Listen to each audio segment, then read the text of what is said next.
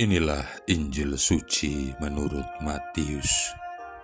Pada suatu hari, Yesus berkata kepada ahli-ahli Taurat dan orang-orang Farisi, "Celakalah kamu, hai ahli-ahli Taurat dan orang-orang Farisi, hai kamu orang-orang munafik, karena kamu menutup pintu-pintu kerajaan surga di depan orang, sebab kamu sendiri tidak masuk, dan kamu merintangi mereka yang berusaha untuk masuk. Celakalah kamu, hai ahli-ahli Taurat dan orang-orang Farisi, hai kamu orang-orang munafik, sebab kamu menelan rumah janda-janda, sedang kamu mengelabui mata orang dengan doa yang panjang-panjang. Sebab itu kamu pasti akan menerima hukuman yang lebih berat. Celakalah kamu, hai ahli-ahli Taurat dan orang-orang Farisi, hai kamu orang-orang munafik, sebab kamu mengarungi lautan dan menjelajah daratan untuk mentobatkan satu orang saja menjadi penganut agamamu, dan sesudah ia bertobat, kamu menjadikan dia orang neraka yang 2 kali lebih jahat daripada kamu sendiri. Celakalah kamu, hai pemimpin-pemimpin buta yang berkata, bersumpah demi bait suci, sumpah itu tidak sah. Tetapi bersumpah demi emas bait suci, sumpah itu mengikat. Hai kamu orang-orang bodoh dan orang-orang buta, apakah yang lebih penting, emas atau bait suci yang menguduskan emas itu? Bersumpah demi mezbah, sumpah itu tidak sah, tetapi bersumpah demi persembahan yang ada di atasnya, sumpah itu mengikat. Hai kamu orang-orang buta, apakah yang lebih penting, persembahan atau mezbah yang menguduskan persembahan itu? Karena itu, barang siapa bersumpah demi mezbah, ia bersumpah demi mezbah dan juga demi segala sesuatu yang terletak di atasnya. Dan barang siapa bersumpah demi bait suci, ia bersumpah demi bait suci dan juga demi dia yang diam di situ. Dan barang siapa bersumpah demi surga, ia bersumpah demi tahta Allah dan juga demi dia yang bersemayam di atasnya."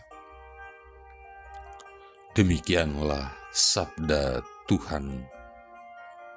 Saudara-saudari yang terkasih, memang akan sangat mudah bagi kita untuk berpendapat bahwa orang-orang Farisi adalah sekelompok orang yang bersikap legalistik dan sombong yang ingin menghancurkan kerajaan Allah. Sebenarnya, mereka bukanlah orang-orang yang paling buruk. Pengabdian mereka kepada Allah dalam artian tertentu sungguh luar biasa, dan mereka senantiasa siap untuk melakukan pengorbanan demi Allah yang mereka sembah dan umatnya. Ingatlah apa yang dilakukan oleh Saulus sebelum ia bertobat dan kemudian bernama Paulus. Hasrat mereka yang utama adalah melindungi Yudaisme dari penyusupan oleh sumber-sumber asing seperti kekafiran Roma. Dengan mati-matian mereka mempertahankan kitab suci dan berupaya untuk menjaga agama mereka agar tetap murni. Inilah segala kualitas mereka yang bagus, dan tentunya mereka adalah orang-orang yang mengesankan sehingga mampu menarik banyak pengikutnya. Masalahnya adalah bahwa ada sejumlah orang Farisi yang begitu mati-matian ingin memelihara dan mempertahankan Yudaisme sebagaimana mereka pahami sendiri, sehingga mereka sama sekali menutup diri terhadap kemungkinan bagi Allah untuk melakukan hal-hal yang baru. Sungguh tak diduga oleh mereka, penyelamatan oleh Allah terjadi melalui seorang tukang kayu miskin dari Nazaret yang dekat dengan para pemungut cukai dan para pendosa serta orang-orang tak beriman lainnya. Bagaimana mungkin Allah menggunakan orang yang tidak sependapat dengan keyakinan mereka? Inilah sekelompok orang yang begitu penuh pengabdian kepada Allah seturut versi mereka sendiri, sehingga mata mereka dibutakan terhadap rahmat yang tersedia bagi mereka.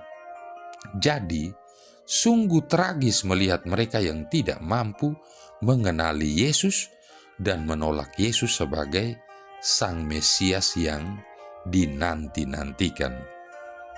Saudara-saudari yang terkasih, walaupun pada umumnya para ahli Taurat dan orang-orang Farisi dipandang memiliki kuasa, tanpa tedeng aling-aling, Yesus melontarkan kritik-kritiknya terhadap praktek keagamaan para ahli Taurat dan orang-orang Farisi itu. Kepedihannya melihat peri kehidupan para pemuka agama tersebut menggerakkan hatinya untuk menyerukan kata-kata celaka yang kita baca dalam Injil hari ini. Dalam seruannya, Yesus dengan jelas memperingatkan mereka tentang konsekuensi-konsekuensi negatif dari perilaku mereka. Yesus melihat bagaimana orang-orang suci itu menggunakan agama sebagai sekedar tameng atau topeng, artinya demi pencapaian tujuan-tujuan mereka sendiri, meninggikan diri mereka sendiri, dan sebenarnya menolak agama yang benar. Yesus juga terpaksa mengkonfrontir dosa-dosa mereka yang jika tidak dijaga akan berakibat pada kematian spiritual. Dalam dua seruan celakanya, Yesus menuduh para ahli kitab dan orang-orang Farisi menghalang-halangi orang lain untuk sungguh dapat masuk ke dalam kerajaan Allah. Mereka tidak hanya memilih untuk tidak masuk, melainkan juga menghalangi orang lain dengan penolakan mereka terhadap Kristus. Yesus juga menunjukkan kemunafikan mereka pada waktu mengklaim memimpin orang-orang kepada Allah, namun gagal untuk mendorong agar orang-orang itu mencapai kekudusan. Sebaliknya mereka datang dengan ide-ide mereka sendiri yang sudah tidak lurus lagi, sehingga membuat kondisi spiritual orang lain menjadi lebih buruk lagi. Pada akhirnya, Yesus menamakan para ahli Taurat dan orang-orang Farisi itu sebagai orang-orang buta yang menuntun orang-orang buta, karena mereka melarang orang-orang bersumpah demi benda-benda suci, namun menyetujui sumpah-sumpah yang diucapkan demi hal-hal yang kurang penting. Mereka menjadi buta terhadap nilai sejati dari kehadiran Allah di antara mereka. Seruan celaka ini menggemakan pernyataan Yesus dalam khotbah di bukit yang melarang sumpah dan mendorong para pengikutnya untuk hidup jujur dan murni. Saudara-saudari yang terkasih, seruan-seruan celaka Yesus ini mengikuti contoh yang terdapat dalam kitab Yesaya bab 5 ayat 8-22 yang menyatakan kehancuran dari orang-orang yang melalui ketamakan dan ketidakbenaran mendistorsikan keadilan dan kebenaran yang sejati. Dalam Injil, Yesus menggambarkan para ahli Taurat dan orang-orang Farisi sebagai orang-orang yang menggunakan agama untuk memperoleh kekuasaan dan telah menukarkan kebenaran Allah dengan sekedar ide-ide manusiawi mereka tentang agama. Matius menggunakan bacaan Injil hari ini untuk memperingatkan komunitas Kristiani awal akan kecenderungan-kecenderungan serupa di antara mereka.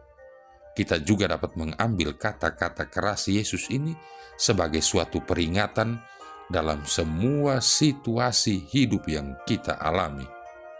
Marilah sekarang kita bertanya kepada Roh Kudus, Roh kebenaran, untuk menunjukkan kepada kita bagaimana kita sendiri telah mendistorsi Injil demi memenuhi kebutuhan atau kepentingan kita sendiri.